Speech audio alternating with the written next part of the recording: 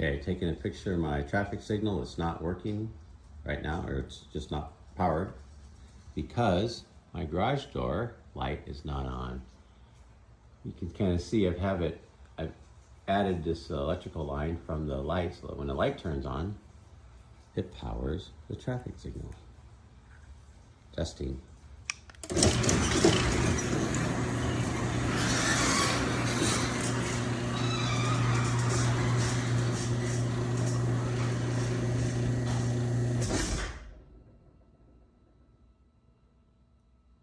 Looks like it works.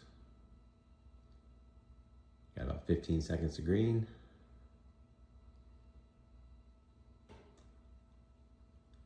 5 seconds of yellow, and then back to the red phase.